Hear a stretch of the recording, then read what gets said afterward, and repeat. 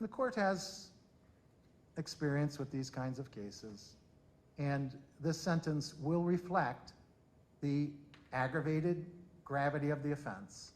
It will reflect the extremely high need to protect the public, and it will incorporate the features of the defendant's character. The record and need to change discussion is clearly important here, but the defendant did have some factors that weighed in his favor when it comes to character of the defendant. He pled guilty, he's been cooperative with admitting his guilt, and the like. And also, I'll end with this discussion. As I said, this idea of addiction, alcoholism, mental health, they don't carry a lot of weight with this court. And the reason they don't is they become rationalizations or excuses that defendants give to a court when trying to have a lesser sentence.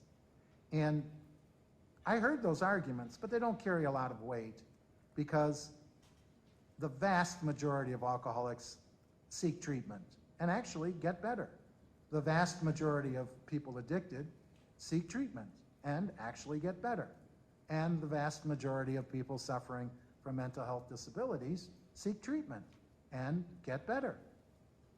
And this defendant clearly did not. And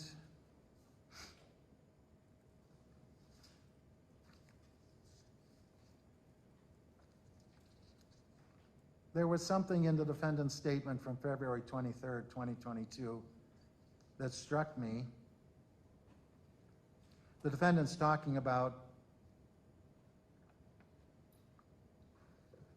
the drinking made me feel like I had control of the voices in my head. The alcohol replaced my medication. Up to this point, I had not seen the truth. And the truth is, Mr. James, you're dangerous, violent, and reckless. You caused the death of an innocent human being in our community under aggravated circumstances. Prior attempts by the justice system to help you to correct your problems failed. And ultimately, the personal responsibility falls on you. This sentence will reflect the 3 sentencing factors, and I want everyone to understand that I have a lot to say after I say the number of years in the sentence. So I do need order in the courtroom. Also, Wisconsin's had bifurcated sentences for 20-some years. So I follow the law and indicate what the entire sentence is and then bifurcate it. So I want to make sure that this court's sentence is understood. So we had some discussions about consecutive time. And this court's view is very clear and different than Attorney Kovac's. Consecutive sentences are very appropriate when the conduct and the charge reflect different criminal acting and thinking. In other words, when the defendant's speeding down, it was Capitol Drive State? Yes. He's reckless, he's endangering the safety of other people, and he's doing it with utter disregard for human life because he's about to take a human life. That's separate from the moment that he had the collision and the subsequent death. So that conduct, while connected to the incident, is entirely separate because there are homicide by intoxicated users where there aren't other counts for first-degree reckless endangering safety involving conduct of a different set of circumstances. Likewise, when you look at both of these counts, they're very different in criminal thinking and acting than the OWI 4th that he was serving. So the 2017 facts for the OWI 4th reflect a certain level of criminal thinking and acting, and the 2 counts here reflect a different level of criminal thinking and acting, and each one draws a response from this court, and he's to be held accountable for each one. And that's important because he needs this long term of imprisonment to change.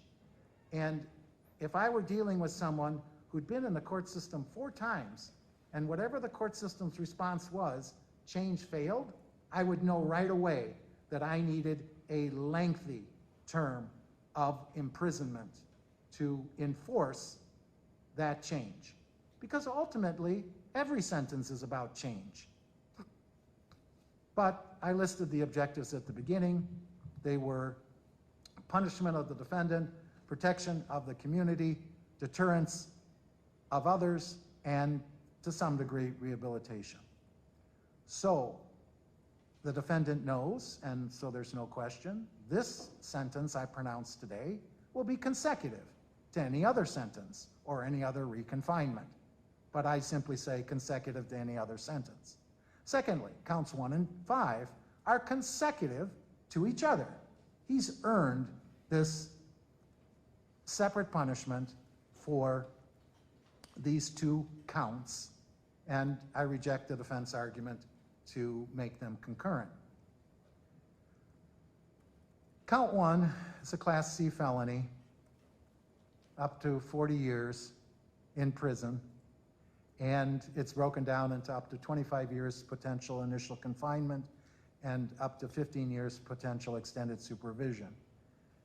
I said this is an aggravated case with a high need to protect the public, and generally his rehabilitative needs are severe and he needs to be incarcerated, but there were some aspects.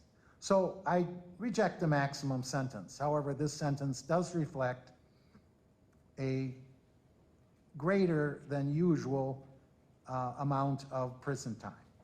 Count 1, his sentence is 30 years in the Wisconsin State Prison, broken down into 20 years of initial confinement and 10 years extended supervision. Count 5 is consecutive. Count 5 is 8 years in the Wisconsin State Prison, broken down into 5 years of initial confinement and 3 years extended supervision. So again, his total sentence is 38 years. His total consecutive initial confinement is 25 years, and his total extended supervision is 13 years. And because they're consecutive sentences, he'll receive credit for whatever independent credit he has. But defense is unable to advise the court of that, and I'm willing to do that at a restitution hearing or the like.